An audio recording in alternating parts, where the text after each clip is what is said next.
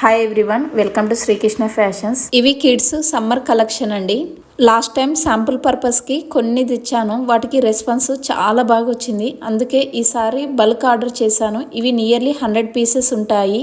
ఇందులో card sets and sleeveless frocks ఎక్కువగా ఉంటాయి. కొన్ని మాత్రమే స్లీవ్స్ ఉన్న ఫ్రాక్స్ తెచ్చాను.